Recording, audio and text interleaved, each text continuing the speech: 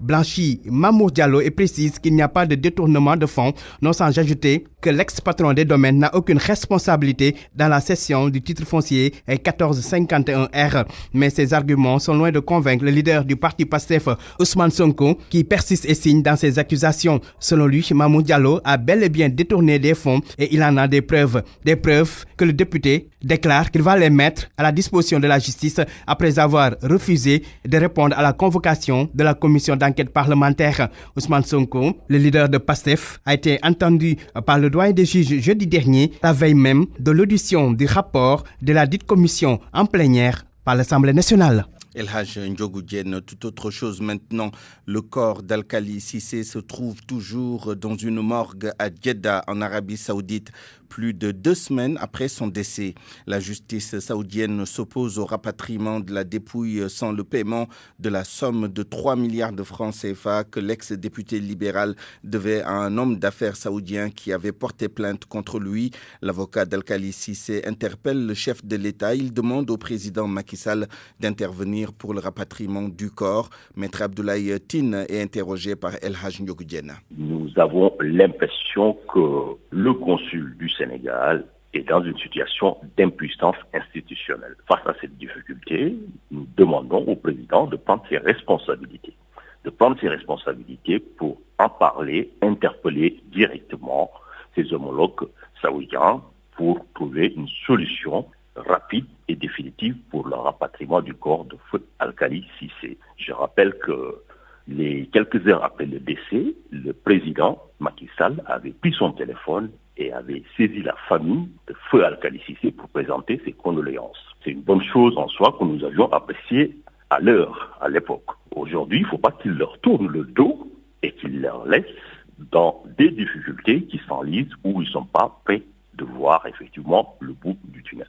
Face à la complexité du dossier, je suis convaincu aujourd'hui que seul le président Macky Sall pourra poser de tout son poids pour pouvoir trouver, encore une fois, une issue rapide à ce problème. Nul n'était ça, et bien sûr, nous risquons effectivement de se retrouver dans une situation où même le corps pourrait disparaître dans les méandres administratifs, parce que les autorités ne vont pas garder infiniment le corps de feu Alkali Cissé à la morgue. Il va de soi que pour des raisons d'hygiène, ils peuvent décider d'autorité de l'enterrer. Autre aspect de l'actualité, le rappeur et activiste Abdou Karim Gueye a été évacué en Allemagne. Ses camarades des mouvements Frappe France Dégage et Nitoudeg ont pu collecter un peu plus de 10 millions pour le billet d'avion et les premiers soins. En conférence de presse ce matin, ils précisent qu'ils ont refusé certaines aides. Ils annoncent une manifestation devant le siège du ministère de la Santé pour dénoncer le système sanitaire sénégalais. La collecte continue pour les soins, les besoins des soins d'hôpitaux de Karim Khouroumkhar. RFM, la radio de toute l'actualité. Dans l'actualité sociale, un mot sur l'éducation avec la rentrée des classes de plus en plus effectives dans les écoles publiques et privées, mais dans certains établissements, les cours tardent à démarrer et le cas échéant, les élèves, le personnel pédagogique et les équipes administratives doivent parfois cohabiter avec les eaux usées et infestées de moustiques. À Dakar, par exemple, les écoles Imam Abdou Ndiaye 1, 2 et 3 sont inondées et la direction doit fusionner certaines classes pour assurer un minimum de services. Le personnel administratif en appelle aux autorités et plus particulièrement à la mairie de la localité. Reportage Salimata Aoua.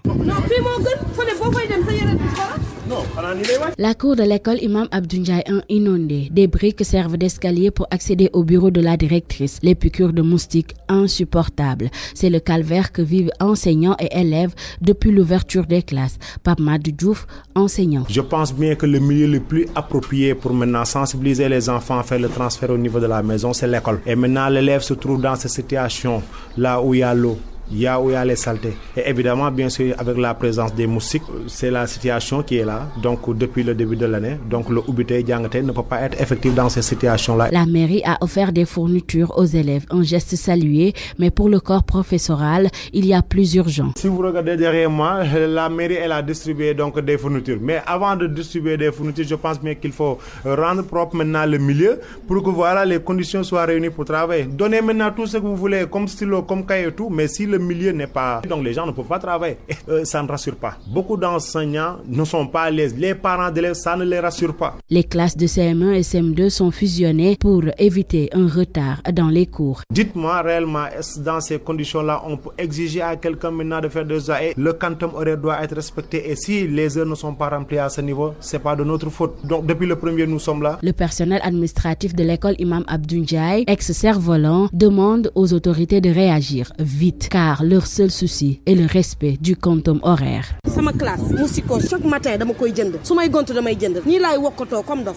Toujours dans l'actualité sociale, le cadre des syndicats de la SDE observe depuis ce matin un port de brassard rouge. C'est pour réclamer 15% d'actions dans la nouvelle société qui aura en charge la distribution de l'eau. Les syndicalistes de la Sénégalaise des eaux protestent aussi contre le mutisme de la tutelle sur cette affaire. Écoutons à ce propos Eliman Diouf, il est le coordonnateur de ce cadre. Il est joint par Nafissatou Silla. Nous étions dans la poursuite des négociations juste après l'attribution définitive du contrat au groupe Suez. Aujourd'hui, nous sommes dans la phase de constitution de la nouvelle société et jusqu'à présent, le gouvernement ne nous apporte pas une réponse positive par rapport à la demande des travailleurs qui était d'accéder au capital de la future société à 15%.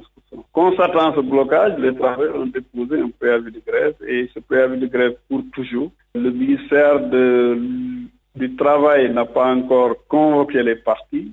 Constatant qu'il y a déjà une carence de l'autorité, à savoir le directeur général du travail, aujourd'hui nous sommes dans une perspective de pouvoir décréter un mot d'ordre de grève. Mais pour le moment, la situation que nous traversons nous impose d'aller au moins par étapes et sensibiliser le maximum les populations pour qu'ils sachent qu'aujourd'hui, s'il y a rupture de dialogue, c'est l'État à travers le ministère de l'eau et de l'assainissement. Aujourd'hui, on a mis en place un comité ad hoc. C'était un comité ad hoc qui devrait se charger de prendre en charge les préoccupations des travailleurs dans la passation de services entre la société sortante et la nouvelle société. Et tout ce processus est bloqué. La demande par rapport aux 15% est bloquée, donc les travailleurs n'ont que aujourd'hui le plan de bataille pour s'en sortir. Et je pense que c'est dans ce sens-là que nous continuerons à faire le port du brassard. Le port du brassard est un mouvement lancé à Dakar, siège de la SDE, mais également sur toute l'étendue du territoire national. À Saint-Louis, le port du brassard rouge est bien suivi par les travailleurs de la SDE avec l'intersyndicale qui exige, je vous le rappelle, une part exclusive de 15% de la nouvelle société qui va gérer la distribution de l'eau au Sénégal. Ils veulent également, je vous le rappelle également, siéger au conseil d'administration. Le travail continue tout de même. Mohamed Nabissila. Des travailleurs de la SDE sont à brassard rouge pour réclamer 15% des actions de la nouvelle société qui va gérer l'eau dans les zones urbaines du Sénégal. Ces travailleurs disent ne pas être pour aucune des deux sociétés, Suez ou SDE. Nous, actuellement, ce que nous demandons, c'est d'être actionnaires. Pas être pour aucune des deux sociétés, Suez ou SDE. Nous, actuellement, ce que nous demandons, c'est d'être actionnaires à la nouvelle société qui va venir. Donc, dans l'ancienne société, la SDE, on était actionnaire de 5%. Maintenant, nous réclamons une représentation dans le conseil d'administration et avoir une part de 15%, plus 10%. Nous sommes des travailleurs et nous restons des travailleurs. D'ailleurs, Amidou Ba, secrétaire général adjoint du syndicat autonome des travailleurs de la SDE chargé de l'organisation, précise que les travailleurs veulent être dans le conseil d'administration. Seule coïncidence que la Cour suprême a débouté la SDE la semaine passée. Mais nous, on avait déposé notre préavis de grève depuis le 13 septembre. Ce que nous réclamons ne concerne que les travailleurs. Une représentation dans le conseil d'administration et une part des actions de 15%. Et je pense que ce n'est pas costaud. Nous restons d'abord toujours en négociation. Tous les services de la Société des eaux sont concernés par ces revendications, même si les travailleurs restent ouverts au dialogue. RFM Saint-Louis, Mohamed Nabissila. Parlons maintenant des travailleurs de la Croix-Rouge qui disent être restés 4 mois sans salaire. Ils comptent tenir une assemblée générale dès la semaine prochaine. Ils déplorent leur calvaire et disent ne pas être en phase avec la manière dont la passation de service se tient actuellement. Écoutons Seydou Badji, le délégué du personnel et secrétaire général du syndicat autonome des travailleurs de la Croix-Rouge sénégalaise, au téléphone avec Fatima Tali. Nous, on n'est pas en manifestation.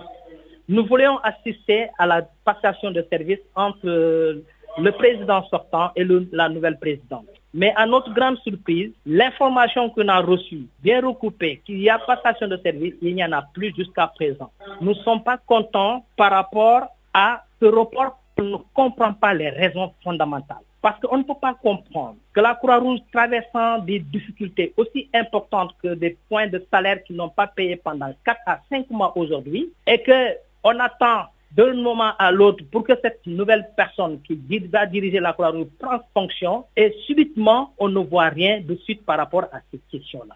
Et jusqu'à présent, présentement, certains responsables même se promènent dans la cour et on n'a pas de contact avec eux et ils n'emportent aucune information. Nous sommes en face de cette situation et on nous a poussé jusqu'au bout et maintenant, nous avons aussitôt organisé une assemblée générale séance tenante avec les délégués des centres et nous avons décidé d'agir la semaine prochaine parce que nous ne pouvons pas rester quand même les mains croisées et nous sommes des travailleurs, d'honnêtes travailleurs qui assurent l'ensemble des activités de la Croix-Rouge sans interruption. À 12h16, évoquons l'inquiétude des agriculteurs de Matam qui craignent des récoltes catastrophiques cette année en raison d'un déficit pluviométrique et de la décrue du fleuve Sénégal. Ali Bandelnion. En cette fin d'hivernage, il y a bien du souci à se faire dans la région de Matam. Les pluies n'auront pas été au rendez-vous. La preuve, presque tous les postes pluviométriques sont déficitaires. Abdoulaye Kamara est le DRDR de Matam. Cet hivernage-là est caractérisé par une pluviométrie déficitaire à l'échelle de la région. Sur les 30 postes qu'on a dans la région, on a peut-être une dizaine qui sont excédentaires.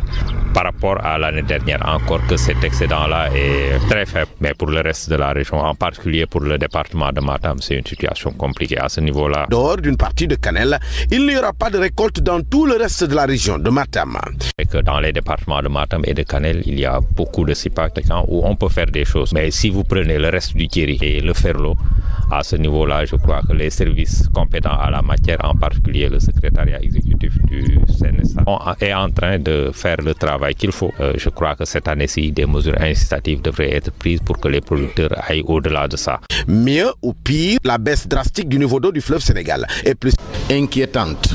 Si vous suivez le niveau du fleuve, après le pic qu'on a eu une baisse très rapide du niveau du fleuve. Aujourd'hui, on est en deçà de 6 mètres, on approche les 5 mètres. Donc, si ça continue, on va vers une évolution comme celle qu'on avait en 2017. Et ça veut dire qu'on risque d'avoir un niveau de l'eau assez bas. Dans une insécurité alimentaire depuis ces 3 dernières années, la couverture céréalière de Matam risque d'être plus que compliquée. Le seul espoir aujourd'hui repose sur les périmètres rizicoles en pleine campagne hivernale. Matam, Ali Bandelnian, RFM. Un plan d'orientation stratégique déjà ficelé pour améliorer les services offerts dans les consulats. L'annonce est du secrétaire d'État chargé des Sénégalais de l'extérieur qui prône des consulats de proximité. Le processus est presque terminé selon lui et un forum est prévu en 2020 pour des échanges approfondis sur ce plan d'orientation stratégique. Moïse Djegansar est au micro de Aminata Goudjabi. Ce POSAO, qui est en cours de finalisation, sera soumis au ministre Amadouba pour validation. Parce que ça a été une démarche inclusive, participative. Tous les services, les structures de l'État qui offrent des services à l'étranger ont été impliqués. Après la validation du ministère, nous allons également soumettre ça au président de la République pour avoir cette validation politique. Et nous allons dérouler. Nous voulons, sur instruction de son Excellence Monsieur le Président de la République, améliorer la qualité des services qui sont offerts au niveau de nos représentations consulaires, des consulats de proximité, des e-consulats numériques. Et cela passera par la dématérialisation des procédures et des actes consulaires et des actes administratifs. Et cela passera naturellement par un grand forum que nous voulons organiser en 2020 au Sénégal. Pour l'accompagnement, pour l'investissement, le retour par l'investissement au Sénégal, des dispositifs qui existent, l'accès au financement entre autres. Nous y réfléchissons et nous attendons juste la validation politique pour l'exposer de la manière la plus claire. Mais nous sommes en fin de processus. RFM, l'actualité politique. Le président Macky Sall est-il tenté par un troisième mandat? La question se pose au lendemain de la sortie ambiguë du député Chersek du Parti socialiste sur la RFM hier. Elle est également au centre du dossier politique de ce journal. Pour le conseiller politique du chef de l'État Luc Sarr, la question ne se pose pas car Macky Sall est plus préoccupé par le bien-être des Sénégalais. Par contre, le COS M23 avertit et interpelle les Sénégalais au regard des récentes sorties des responsables du camp au pouvoir. Barthélémy Ngom. Le troisième mandat, on n'y pense même pas. C'est un faux débat car nous avons pris des engagements fermes en ce sens. Une déclaration du chef de l'État lors d'une rencontre avec les députés de la majorité pour clore le débat sur un éventuel troisième mandat. Mais depuis lors, on assiste à des sorties de responsables du camp présidentiel, sorties qui viennent installer le doute dans la tête de plusieurs citoyens. Abdourahmane Sow, le président de la COS M23. Le doute est renouvelé à cause de certaines sorties, certains propos qui ont été tenus par des acteurs et par les moindres, compte tenu de leur proximité avec en tout cas le pouvoir en place et en l'occurrence avec le président de la République. Moi, je pense qu'un appel doit être lancé à l'endroit de toutes les franges de la société. Le citoyen sénégalais lambda doit plus prendre responsabilité pour s'ériger contre une éventuelle décision portant sur un troisième mandat. Il faut que les acteurs apprennent à respecter les Sénégalais. Je pense qu'à l'occasion de ce dialogue, d'aucuns ne manqueront pas quand même de lui souligner l'aspect important par rapport à une volonté claire, ferme et matérialisée, par même une révision de la Constitution pour être claire et précise sur la limite de 2 mandats non renouvelables. Certains observateurs estiment d'ailleurs que les actes que pose le chef de l'État milite pour un troisième mandat en attestent. Ses déclarations devant ses partisans à qui il demande le plus souvent d'ériger l'action du gouvernement au rang des priorités médiatiques. En clair, défendre son bilan. Il voulait montrer que le mandat qui le lie, le rapport de confiance qu'il lie aux Sénégalais exige de sa part la clarification de tout ce qu'il fait, la vulgarisation de tout ce qu'il fait, pour que les Sénégalais sachent qu'il n'avait pas tort de l'avoir réélu en 2019. Pour Luc Sarr, conseiller politique du chef de l'État, ce débat n'est pas à l'ordre du jour. Macky Sall, dit-il, est plus préoccupé par le bien-être des Sénégalais et l'apaisement du climat politique. Pour vous dire de manière claire et sans équivoque que la préoccupation exclusive du chef de l'État au moment où je vous parle, c'est de réussir le quinquennat, de dérouler le programme pour lequel une écrasante majorité de nos compatriotes avaient voté pour lui. C'est ça la préoccupation du chef de l'État. L'autre préoccupation du chef de l'État, c'est de créer les conditions d'une société apaisée, d'une société sénégalaise réconciliée avec elle-même au travers d'actes forts par lui opposé, dont notamment un dialogue national sans exclusif, un dialogue exclusif de toute forme de présupposés, etc. C'est donc dire que la question risque de faire couler encore beaucoup d'encre et de salive. Elle est loin d'être vidée. Les constitutionnalistes et autres spécialistes du droit auront matière à débattre. RFM. L'actualité internationale.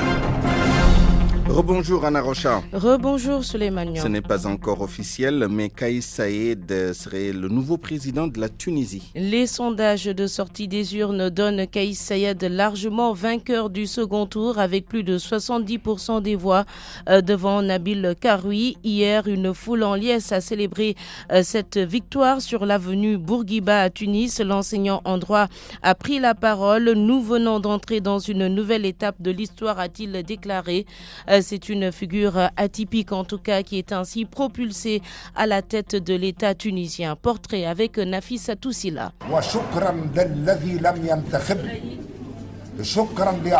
Un nouveau visage à Carthage. Kais Saïed, le candidat indépendant, est soutenu par le mouvement Moississoun créé en 2016, mais il n'est pas pour autant novice dans la politique. En effet, c'est entre 2010 et 2011 que le constitutionnaliste prend position dans l'arène politique en participant à la révolution tunisienne. C'était alors pour contester contre le régime de Ben Ali. À l'époque, il obtient le soutien du collectif Kasbah. Dès 2011, il prône le remplacement de l'Assemblée des représentants du peuple élu au scrutin direct. Kais Saïed se dit opposé à l'égalité successorale entre hommes et femmes et justifie sa position par l'héritage bourguibiste. Il n'est pas pour l'application entière de la charia, mais il est favorable à la peine de mort. Il a aussi montré sa position quant à l'homosexualité qu'il qualifie d'affaire privée qui n'a pas sa place dans l'espace public.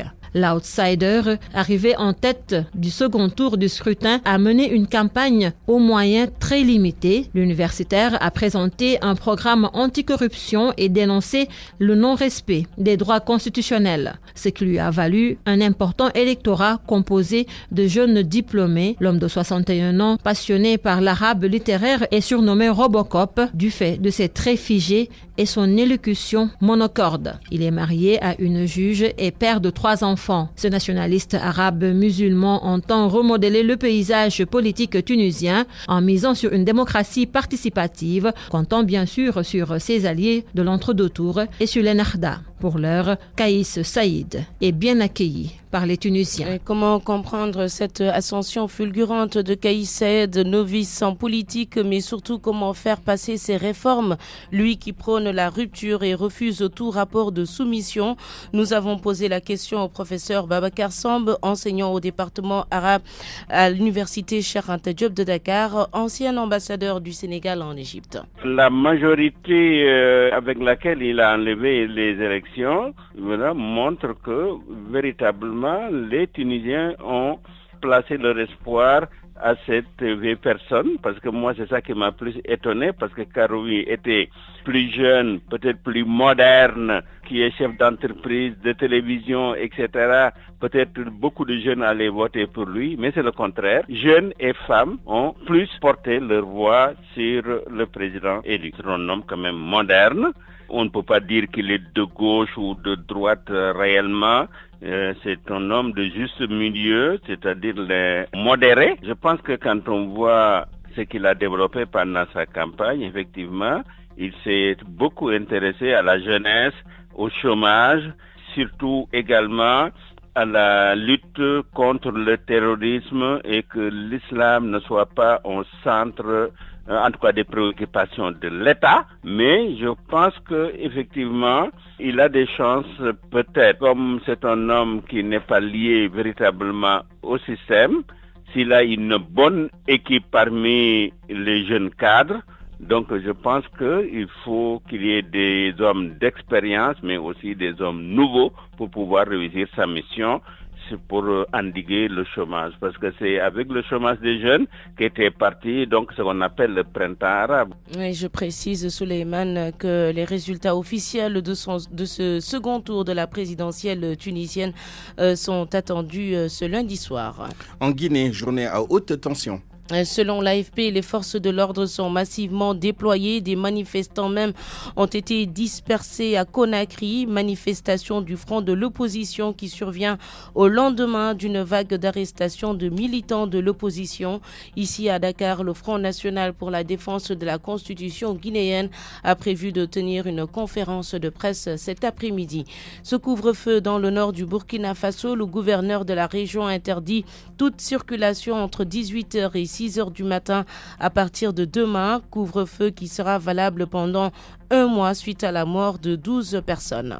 Les pourparlers de paix intersoudanais reprennent ce lundi à Juba. Des personnalités africaines comme le Premier ministre éthiopien tout juste couronné du prix Nobel de la paix, le président Museveni et le chef d'État kényan Uhuru Kenyatta y sont attendus. C'est pour donner plus de poids aux pourparlers selon la porte-parole de la présidence sud-soudanaise citée par BBC Afrique. Et voici un acte criminel qui fait du bruit aux États-Unis. Une jeune femme noire a été tuée par un policier alors qu'elle était à la fenêtre de son domicile. Le drame a eu lieu dans la nuit de vendredi à samedi au Texas. C'est un voisin de la victime qui a appelé les autorités sur le fait que la porte à Tatiana Jefferson soit ouverte jusque tard la nuit pour des raisons de sécurité. La police est donc intervenue. On termine cette page internationale avec les étudiants sénégalais de Laval au Canada.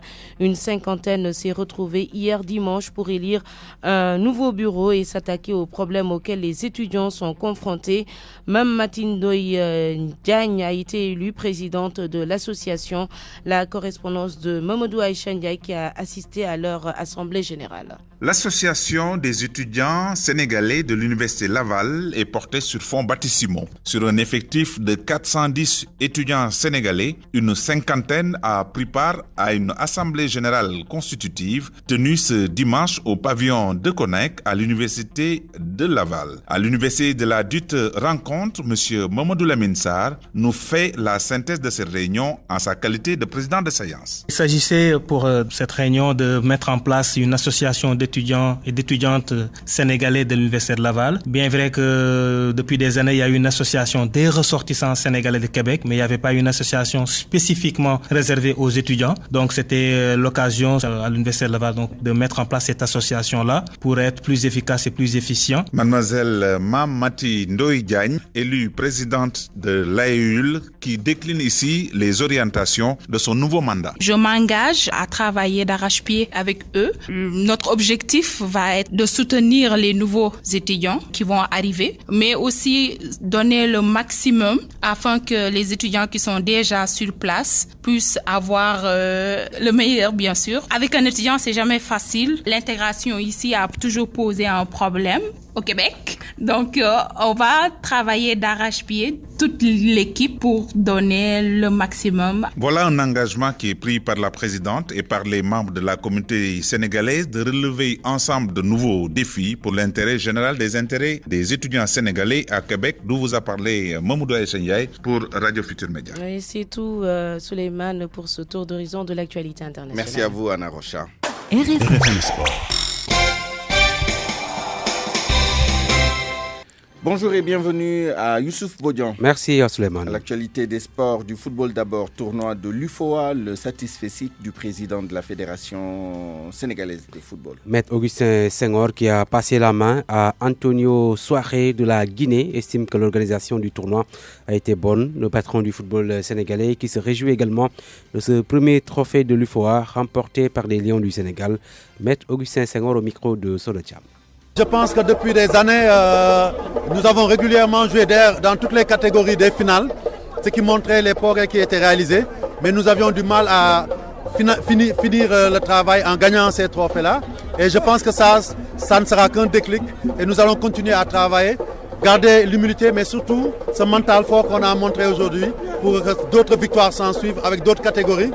Et je prie simplement que nos U17 qui partent à la Coupe du Monde au Brésil puissent suivre cette trace et pourquoi pas jouer en demi-finale ou en finale de Coupe du Monde. Maître Augustin Senghor, le prochain rendez-vous pour l'équipe nationale locale du Sénégal, le match retour des éliminatoires du CHAN 2020, Guinée-Sénégal, c'est le 18 octobre prochain à Conakry. À l'aller, victoire des Lions du Sénégal, 1-0. Coupe du monde des moins de 17 ans de football, les Lionceaux ont quitté Dakar hier. Direction le Brésil, où ils vont disputer le mondial à partir du 26 octobre. Le Sénégal a des ambitions pour ce tournoi, selon son sélectionneur Malik Daf, qui revient sur la préparation effectuée par son équipe. Je vous propose de le suivre. Je pense que depuis notre qualification, nous avons commencé à préparer l'équipe depuis maintenant 4 mois. On a joué des tournois internationaux, on a fait des regroupements internes, on a joué des tournois de grande envergure, comme le tournoi de la France à Lafarge, où il y avait le Portugal, la Russie et la France. On a joué aussi en Turquie, un bon tournoi aussi, un tournoi international avec le pays hôte, la Turquie, avec le Nigeria, vice-champion d'Afrique. Je pense que c'est l'équipe la plus titrée dans la petite catégorie. Ça nous a permis d'apporter les correctifs durant la CAN qu'on avait fait, parce que la CAN n'était pas mauvaise, même qu'on dit c'était des détails. Les gosses, c'est la première fois qu'ils jouent dans des compétitions de cette envergure. Malgré qu'ils ont gagné le tournoi de l'IFOA, ils ont gagné des tournois, mais c'était différent des grandes compétitions. Maintenant, nous allons dans un autre niveau, la Coupe du Monde, qui n'est pas donnée à n'importe qui. C'est les plus grandes nations de football qui vont se rencontrer. On ne va pas pour voyager, pour faire du tourisme. On ne va pas pour faire du tourisme, a dit Malik Daf, donc le Sénégal qui joue son premier match contre les États-Unis le 27 octobre à 20h. Les Lionceaux vont ensuite affronter les Pays-Bas et le Japon. En Europe, suite des qualifications de l'Euro 2020. Suite de la 8e journée à 19h45, Ukraine-Portugal, Cristiano et compagnie sont deuxièmes à 5 points de leurs adversaires du jour, les Ukrainiens. France-Turquie pour la première place du groupe H. Les deux sélections comptent chacune 18 points. L'Angleterre va tenter de consolider sa première place en Bulgarie. Match prévu également à 19h45. Et puis beach soccer, Jeux mondiaux de la plage. Le Sénégal joue son dernier match match de groupe. Tout à l'heure à 13h30 GMT, les Lions de la plage affrontent l'Ukraine qui s'est inclinée donc hier face au Paraguay. Le Sénégal va tenter également de se relever après sa défaite face à l'Iran. C'était après tir au but hier. La qualification au second tour s'annonce compliquée, mais le sélectionneur veut y croire. Galassila avec Sorotiam. Félicitations à toute l'équipe de l'Iran et j'encourage mes joueurs. Bon, l'équipe avait du mal à rentrer dans la marche. On avait des difficultés au début, surtout le premier tiers-temps. Et après, il fallait attendre à la mi-temps pour faire des rectifications. Et après, voilà, c'est qu'on est revenu très fort, très loin même, après un score de 3-1. Et après, voilà, le Sénégal a pu rattraper l'Iran par 3-3. Et après, voilà, l'Iran nous met encore un but, ça fait 4-3. Après, le Sénégal égalise et devance l'Iran. On a failli même gagner le match. Nul n'était pas l'expérience de certains joueurs. Mais bon, par la suite, on a pu comprendre que c'était la fatigue parce que voilà, on était parti de très loin pour revenir au score. En tout cas, j'encourage les joueurs, rien n'est encore perdu pour le moment. D'autant plus que l'Iran a 4 points, le Sénégal a 3 points, le Paraguay a 3 points. Donc la dernière journée, ce sera une journée très disputée. Donc maintenant, on oublie ce match-là très vite. Et après, voilà, on reste concentré. Et j'espère que les jeunes vont revenir très fort. Sénégal-Ukraine, c'est tout à l'heure à 13h30, Souleymane. Merci Youssouf Bodian. RFM, l'info, c'est ici. L'info, c'est ici. Je vous rappelle le rendez-vous du journal du Grand Magal de Touba. Ce sera dans quelques minutes. Mais avant cela, notre reportage Safar du jour. La grande mosquée Massalikul Jinan va accueillir plusieurs fidèles mourides à l'occasion du Magal de Touba. Au menu des chants religieux et un retour sur la vie et l'œuvre de Cheikh Ahmadou Bamba, le fondateur du mouridisme.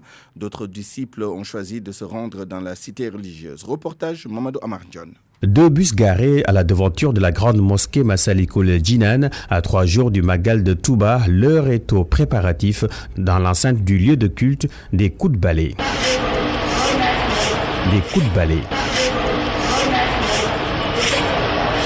Mohamed Choun est un des muezzins de la grande mosquée Massalikul Jinan. Tout blanc vêtu, il exprime sa ferveur.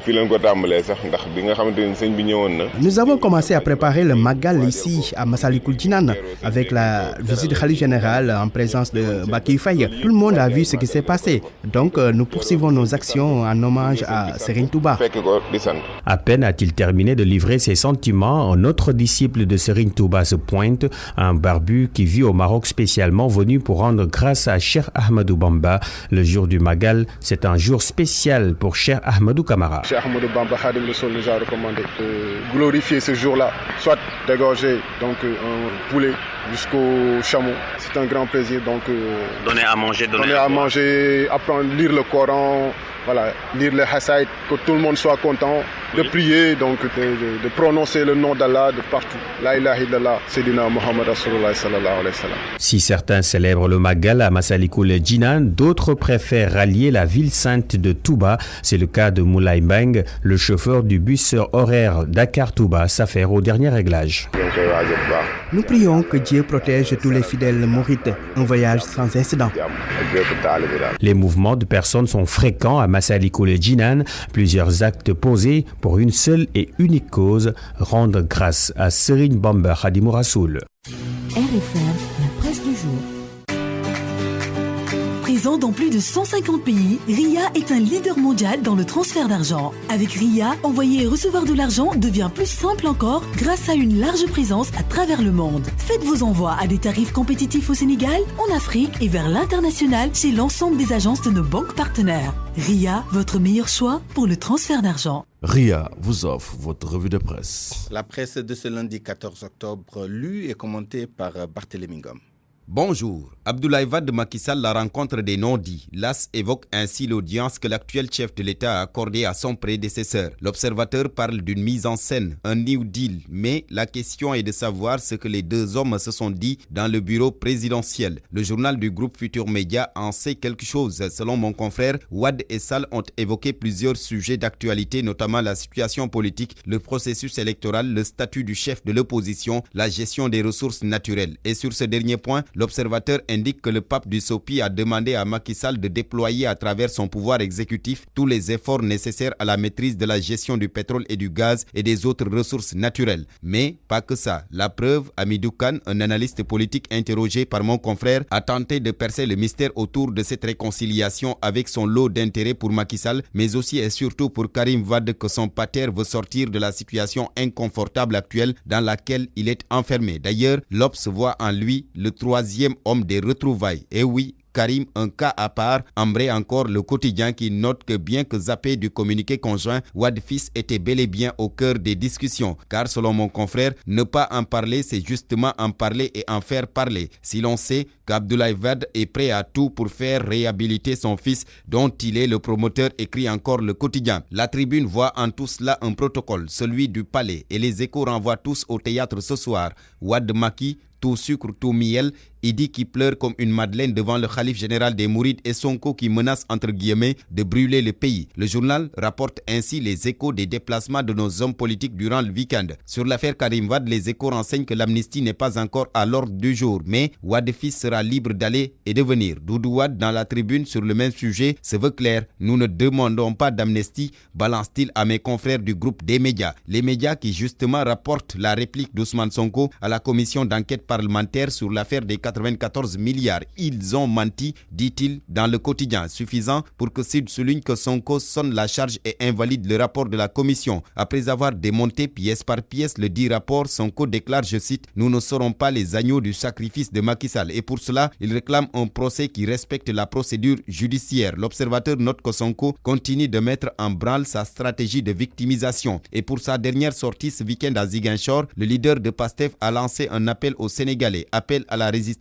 contre ce qu'il qualifie de manœuvre du pouvoir. Et dans Vox Populi, il laisse entendre que son éducation et ses convictions ne lui permettent pas de mentir ou de voler. Dans tous les cas, le mouvement Dolly, qui s'est fondu d'un communiqué sur cette affaire Sonko Mamour Diallo, mentionne que le leader de PASTEF vient de célébrer ses propres funérailles politiques. L'avenir nous édifiera. Mais déjà, source A met en exergue ce qui a perdu Sonko dans cette affaire. Mon confrère évoque sa plainte contre Mamour Diallo devant le parquet et sa lettre de dénonciation adressée à l'IGE, lettre qui est restée sans suite jusque-là. Dans sa plainte datée du 4 mai 2018, adressée au procureur de la République, tout comme dans sa lettre de dénonciation déposée à l'IGE le 8 mai dernier, le leader de PASTEF qui n'a jamais visé nommément l'ancien directeur des domaines, encore moins X, parle plutôt de présumé détournement. En plus, dans ces deux saisines, Sonko, qui n'a nullement mentionné le fameux titre foncier 1451R, s'est laissé aller dans des généralités. C'est un discours général du chef de l'État. Macky Sall, à la une de Vox Populi, déclare que ces temps-ci, il ne veut pas être agressif, il ne veut pas être combatif non plus. Un discours aux allures d'une réponse à l'opposition tenue hier lors de la clôture du séminaire organisé par la cellule de communication de la coalition Benno Bokk Yakaar. Pour mon confrère, le président Sall est dans une dynamique d'apaisement. Sa réconciliation avec Abdoulaye Wade en dit long, mais il s'est insurgé contre l'attitude de l'opposition qui, dit-il, passe tout son temps à dénaturer la réalité dans le dessein de détourner le pouvoir de l'essentiel. Et pour faire face, Macky Sall a demandé à sa coalition d'ériger l'action du gouvernement au rang des priorités médiatiques. Et pour en arriver, le chef de l'État demande à ses partisans dans le soleil de faire preuve de simplicité et de pédagogie dans la communication. Ça risque de faire du bruit à l'aéroport international Blaise Diagne de Diass. Il s'agit d'un embarquement frauduleux de passagers et c'est Libération qui nous en parle. Le journal sur cette affaire informe que les visas étaient fabriqués depuis l'Inde et apposés sur des passeports par un expert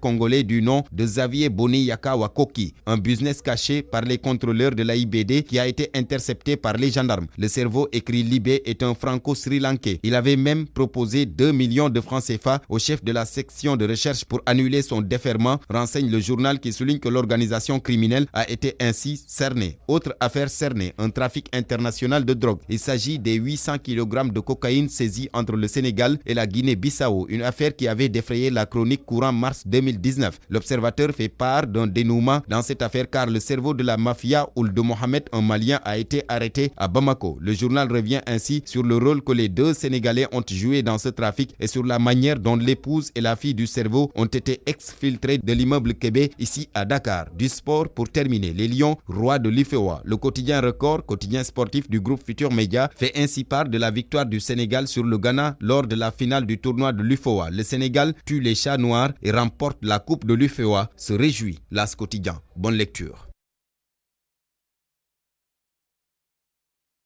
RIA, votre meilleur choix pour le transfert d'argent. RIA vous a offert votre revue de presse.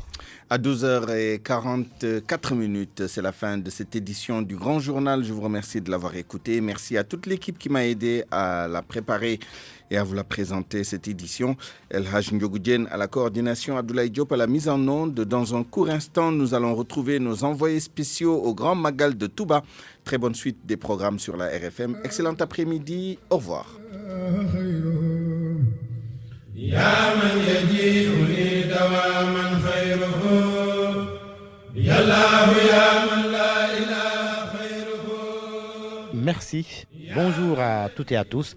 Bienvenue à Touba et Mbaké, le journal. Le problème de l'assainissement à Touba et celui des inondations ont été évoqués à plusieurs reprises par le comité d'organisation. Les autorités avaient pris l'engagement d'y apporter une solution, mais à 72 heures du Magal, certaines zones sont encore sous les eaux. C'est le cas à Touba-Kerniang. Dans ce quartier, les habitants disent être laissés à eux-mêmes. Ainsi, pour passer en Magal sans difficulté, ils en appellent au service de l'État. Reportage à Touba-Kerniang, Papa Balagé. À quelques jours du Grand Magal de Touba, les populations de Touba-Kerniang tirent la sonnette d'alarme. Sous les eaux depuis le début de l'hivernage, ils craignent de passer le Magal dans les eaux. Modoukan porte leur parole. Tout le monde est obligé d'abandonner sa maison à l'heure actuelle. Nous n'avons pas où recevoir nos invités pour les besoins du Magal, encore moins quelque part où préparer le repas. Le quartier est envahi par les eaux et certains n'ont plus d'habits à porter.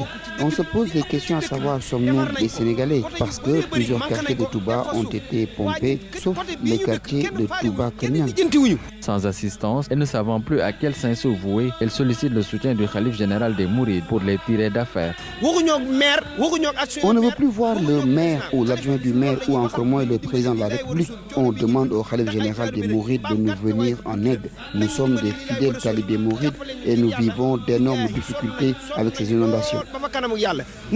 Sous les eaux et face au manque d'éclairage public, ces populations craignent également pour leur sécurité avec les cas d'agression souvent notés dans la localité. L'approvisionnement en eau, certains en perdent le sommeil durant le Magal, un casse-tête pour étancher sa soif dans certains quartiers de la cité religieuse, à moins de se rabattre sur les bouteilles d'eau minérale, et ce n'est pas toujours évident. Vous allez le voir dans ce reportage de Maré Diop. À Dianatou, on vit cette situation pour le moins insupportable. Dianatou Marwa, un quartier de Touba sans eau, les femmes vivent le calvaire, surtout en cette veille de Magal. Diara, trouvée chez elle, dit qu'elle n'en peut plus de la situation qu'elle vit au quotidien. Tout mon corps me fait mal à cause de ce manque d'eau. On est toujours à la recherche du liquide précieux. Durant le Magal, on n'aura même pas le temps pour se laver. Nous laissons nos soins aux invités. À côté de la maison de feu Cheikh Betchoun, la grande rue qui sépare Dianatou et le quartier d'Arouminam. Fatou Diop, une vendeuse de petits déjeuners trouvée sur place. Sa maison à Darouminam sert de source pour les habitants de Dianatou. À Dianatou, la situation est critique. Même chez nous, à Darouminam, on n'a que la nuit pour se servir. Ceux qui n'ont pas de moyens pour profiter des nouveaux branchements sont dans l'inquiétude. Chez moi, c'est comme un robinet public. Le matin, les habitants de Dianatou déposent leurs bouteilles le soir. Ils les récupèrent le matin après être remplis. Pas loin d'elle, un autre habitant de Dianatou, Baïfal Bousso, est un père de famille très attentionné face à la situation qui perdure. Il interpelle les autorités. Ceux qui gèrent la question de l'eau doivent venir en aide à ces braves dames. J'ai vraiment pitié pour elles. À 3 jours du Grand Magal, les habitants de Dianatou espèrent toujours des solutions le plus rapidement possible. Le point avec le service d'hygiène à présent depuis le 26 septembre dernier avec plus de 150 éléments. Ces agents ont mené des opérations de traitement et de désinfection des sites d'accueil des grandes concessions des marabouts. Mais parallèlement à ces opérations, ils procèdent à des contrôles des aliments dans le marché. Écoutons à ce propos le commandant Moustapha Khan, chargé de communication du service d'hygiène. Il est au micro de Pape Diba. Comme vous le savez, le service d'hygiène est un service qui intervient dans un vaste domaine. Et c'est pour cette raison que nous sommes sur place depuis le 26 septembre, où nous avons en tout cas un dispositif de 150 personnes avec tout le matériel technique nécessaire. Parce que nous avons des activités de traitement également des sites d'accueil et des concessions des notables de Touba qui consistent à faire des désinsectisations et des désinfections pour lutter contre certaines nuisances comme certains vecteurs de maladies comme les moustiques, les mouches. Nous faisons aussi le contrôle de la qualité de l'eau. Vous savez que le Magal, l'approvisionnement en eau constitue en tout cas un problème majeur. D'ailleurs, sur certains quartiers, on nous signale qu'il y a un certain manque d'eau, de telle sorte que nous faisons un peu le contrôle de certains points d'approvisionnement, comme au niveau de certains forages, pour s'assurer que véritablement l'eau a été bien chlorée. Nous faisons aussi des sensibilisations au niveau des domiciles pour rappeler aux gens les conditions de conservation, de stockage de l'eau. Donc, dans ce cadre, d'ailleurs, on a un vaste programme avec la FAO et à ce moment-là, on est en train de former des relais pour un peu faire cette sensibilisation et distribuer même de l'aquatabs pour désinfecter, pour aider les gens à avoir quand même du produit pour désinfecter l'eau à domicile. Nous contrôlons aussi les camions citernes que l'État met à la disposition de la commission. Nous contrôlons aussi les camions de vidange et nous avons en tout cas indiqué un seul endroit à Cadre Balabu où ces matières de vidange doivent être en tout cas déversées au niveau du site que l'ONAS a mis en place. L'accueil des pèlerins dans beaucoup de familles, l'heure est au dernier réglage. Grand ménage, derniers achats. Les pèlerins vont être reçus dans la joie et la bonne humeur. Abdoulaye Diop a rendu visite à des familles à Darou Khoudoss. Moins de 3 jours avant le Grand Magal, chez la famille Gueye, l'heure est au dernier réglage pour l'accueil des fidèles. La Jingouille Gueye est le père de famille. Tout est prêt, il y a les sacs de riz, il y a la tomate, il y a les oignons, il y a la poivre. J'ai acheté 3 bœufs. Alors les enfants aussi ont acheté chacun selon ses possibilités. On a acheté des poulets. Alors pendant le Magal et après le Magal, tout va continuer. Dans cette famille sec également, les fidèles sont les bienvenus, affirme Mben. Nous sommes prêts à accueillir les talibés comme il se doit. Nous allons les laisser dans nos chambres et tout est prêt pour les berner.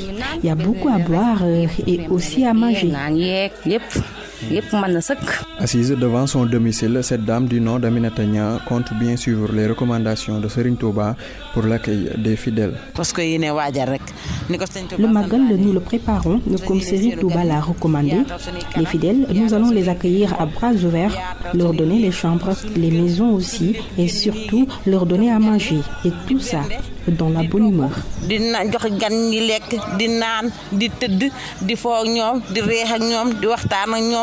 Le Grand Magal de Touba est un moment chaleureux de partage que compte respecter encore une fois les fidèles mourides et tout dans la bonne humeur. C'est la fin de ce